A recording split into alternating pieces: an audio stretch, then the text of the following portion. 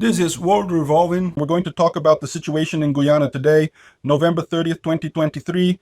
It's noon here in Rio de Janeiro, 11 o'clock in the morning in Georgetown, the capital of Guyana. So far, there has been no offensive action on either side, okay? Many images are circulating on the internet saying that the invasion has already begun, showing soldiers in the middle of the bush, others showing combat cars or armored cars passing through Brazilian territory. Supposedly, the action has already begun. Don't believe it. It's fake news. We're going to show some cases here, show where these images were taken. There's nothing like that. What there is preparation on both sides, in fact on three sides, because Brazil is also preparing for this war. There are Venezuelan soldiers on the border. There are Guyanese soldiers preparing for war. And Brazil is worried about the possibility of Venezuela using Brazilian territory to reach Guyana.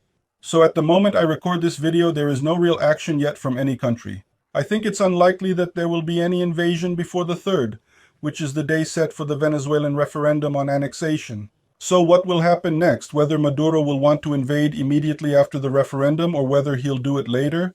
I don't know. I think it will be later, but before the Venezuelan elections in March 2024. Let's understand these issues and talk about this and other news. This news was suggested by Corolla Velho EQ, Dino Gordo, dictator of the STF, and several other people. Thanks to the people who suggested the news on our website wrevolving.com, and thanks also to you who are watching our video. If you like our content, please leave your like here on the video and subscribe to our channel. Well, here's the situation. For example, this video is circulating on the internet of soldiers supposedly hiking through a forest in an attack condition, and the context has already been added by the Twitter tool. This video shows conflicts between the ELN and the FARC in Colombian territory. In other words, this has nothing to do with the current war between Venezuela, Guyana, and Brazil. It was a past conflict that is happening in Colombia. The ELN, the National Liberation Army, and the FARC are terrorist groups within Colombia, paramilitary groups within Colombia, so it has nothing to do with the situation in Guyana. And note that there are a lot of people republishing these videos and passing them on. That's a problem with the internet. For those who have been following the war for a while, as we have been doing in the Ukrainian war, you learn quickly not to take this kind of thing seriously straight away. But many people are still excited or worried about the possible invasion of Guyana by Venezuela. So many people are interested in passing it on and end up copying the video without realizing that they are spreading fake news. Some tweets were also circulating yesterday showing military cars passing through Roraima. You know, the border between Guyana and Venezuela is totally bush. There are no roads there. The only roads you'll find pass right through Brazil, paved roads further down, but there are other unpaved roads that pass through this region of the Raposa Terra do Sol Reserve, which is an indigenous area in the north of Roraima. There are some unpaved roads here, and there is a risk that Venezuela will try to use this side of the road to get here to Guyana. You can see that from here they can make a circuit and enter Guyana right here in the disputed region of Essequibo.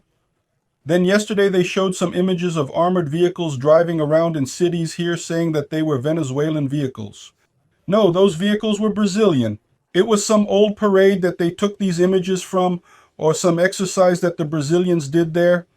You can tell they're Brazilian vehicles because they have the little red and white flag of the Brazilian cavalry.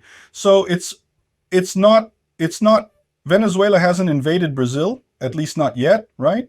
Others report the news as if they had already done it. For example, it says here, according to the Panama News portal, the invasion of Guyana has already taken place on two fronts, along the coast and through the Raposa Serra do Sol Reserve here in the north of Roraima. Again, no. As of the moment I'm recording this video, nothing has happened, and I don't think it's likely to happen until December 3rd, which will be the day of the referendum in Venezuela. And I don't think it's likely to happen immediately after that because of the drought situation that's happening in the Amazon at the moment. As you know, this whole region here is very full of forest. And in this region full of forest, the best way to get around is by river, right? In the Amazon, it's the same. In the Brazilian Amazon, it's the same. People use the rivers as their main form of transportation. This whole area, which is the Essequibo River Basin, which is precisely the main river here in this region, if Maduro decides to invade now, the rivers will be low. It will be difficult for him to advance using the rivers at this time. The drought has been very severe in the Amazon this year, particularly in Manaus. This is not the Essequibo River. This is the Rio Branco in Roraima. But I'm using it to illustrate the fact that the whole region is going through a major drought. So, in all likelihood, the rivers on the Guyana side and the Venezuela side will also be very low, making it difficult to transport anything significant here. Well, this drought is about to end. The dry season in the Amazon is over, and now the rains should begin.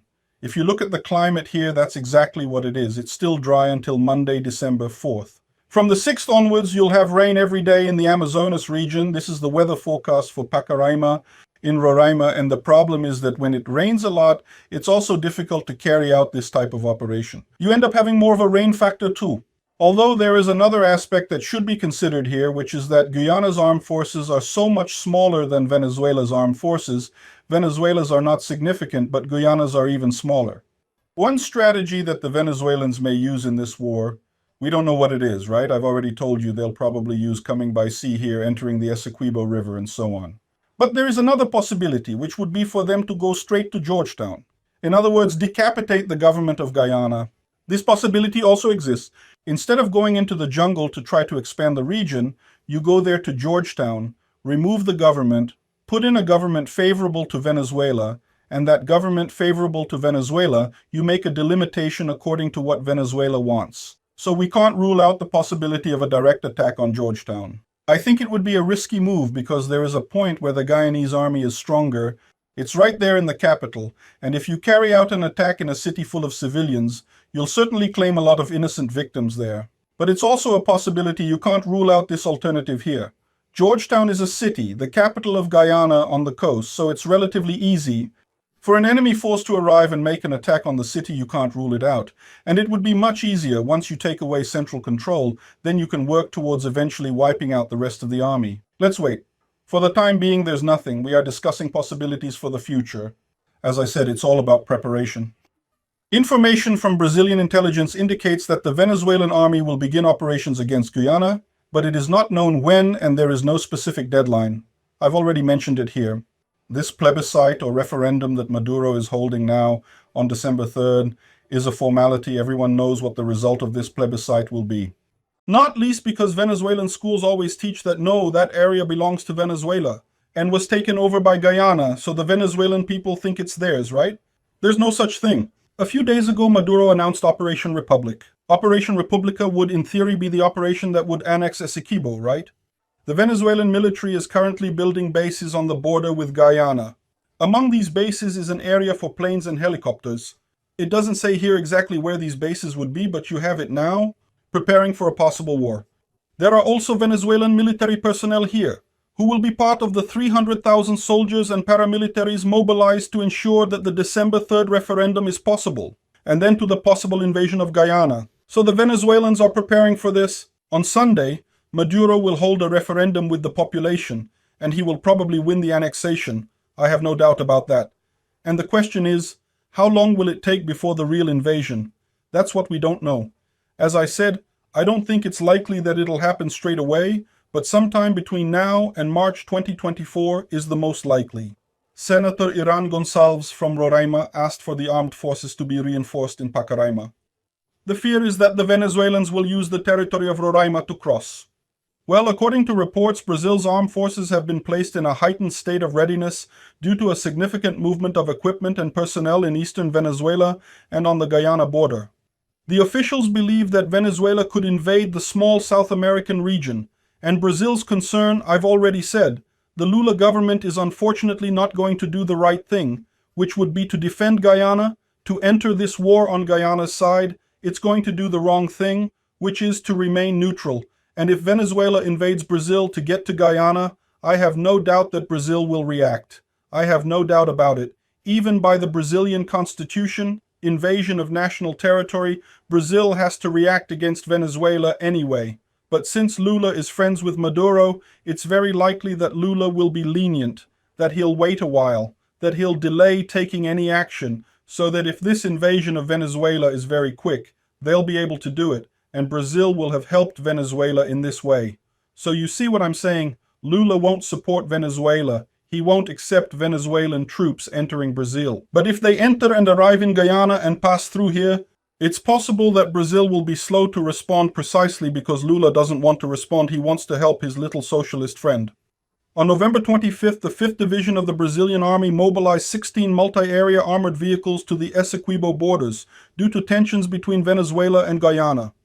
The 5th Division of the Brazilian Army is based in Curitiba. I find it strange. There would be divisions closer to the north, but I don't know what the logic is behind that. It could be that they chose the Curitiba Division to defend the northern region. And always remember that this is an unofficial source, so we don't know. It may not even be the 5th Division in this case. This other site, which is also not an official site, says the same thing, that the Brazilian army is sending troops in preparation for the possible invasion of Venezuela and Guyana.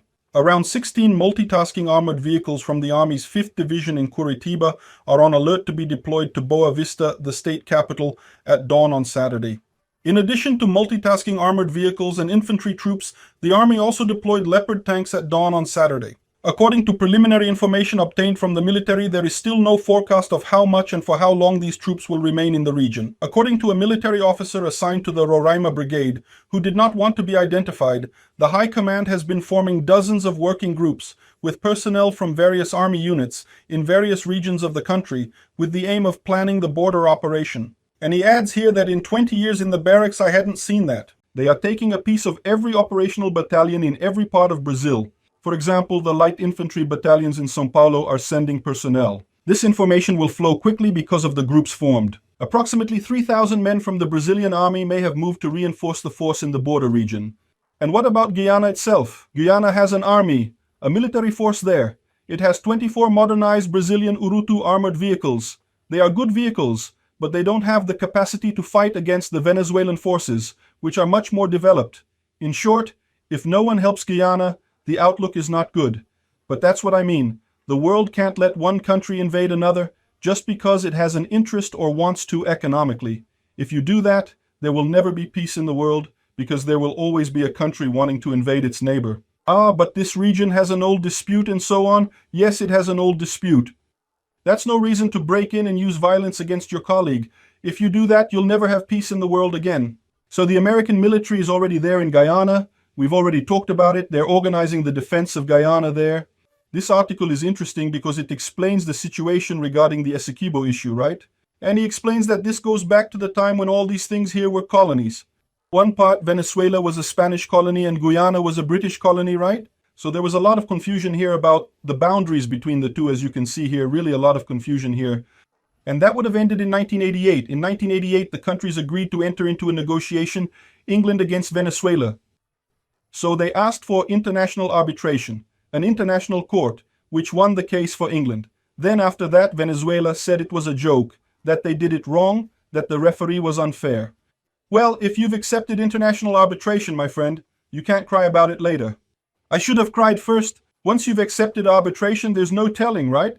Then that's what happens, isn't it? Venezuela didn't like what had been decided in 1899, so it said, oh no, there was a joke, there was a problem, we want to cancel it, and then the part of the weakened dictator came into play, which is always the case, right? Hugo Chavez, a dictator who wanted to stay in power, raised this issue, which had already been forgotten.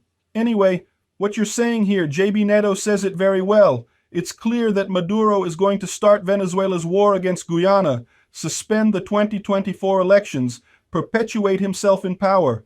A dictator is a dictator. That's great for dictators, that kind of war. It's the same thing Putin did in Ukraine. Another important thing to note is that Guyana is in dispute with Suriname. This area of Tigre is a dispute between Suriname and Guyana. It is currently controlled by Guyana, but Suriname claims the Tigre area. So just to make it clear, for example, why Suriname is in favor of Venezuela. It's kind of curious because they are neighbors in the region, but both have problems with borders in this area. But it is very important to make it clear that this area has never been resolved by international arbitration. This has already been settled by international arbitration. Once the arbitration had taken place, both countries accepted that court to hear the case, and the court ruled in favor of Guyana. This complaint about Venezuela is simply no longer logical. It's also worth remembering that disputes between Brazil and Venezuela are still very common in the region. There is a big fight because prospectors from Venezuela end up invading areas in Brazil, and then the Brazilian police take action against these prospectors and they flee to Venezuela. So there are a number of problems that have arisen over the years here. The Venezuelan army has already arrested Brazilian police officers. There has already been a lot of confusion in the region precisely because of these frictions between Brazil and Venezuela. And there are people here remembering a situation in December last year when Maduro released prisoners supposedly to invade Brazil and so on. Anyway, there is a big conflict between Brazil and Venezuela in that region. But you know, Lula loves Maduro. If Lula is forced to do anything, it will be to help his little friend there, and unfortunately, it will put us once again on the wrong side of a war. Thank you for watching the video to the end. If you like the content, don't forget to like it. This helps the channel grow and reach more people. If you don't like it, leave a dislike and explain in the comments how we can improve. You can also comment on suggestions for topics that we can bring back here. Insulting comments or those defending dictatorships and war criminals will be summarily blocked. Thank you for your understanding. If you're not already subscribed to the channel, consider subscribing by clicking the subscribe button below and checking the bell for all announcements. If you'd like to help the channel, you can find out how on our website.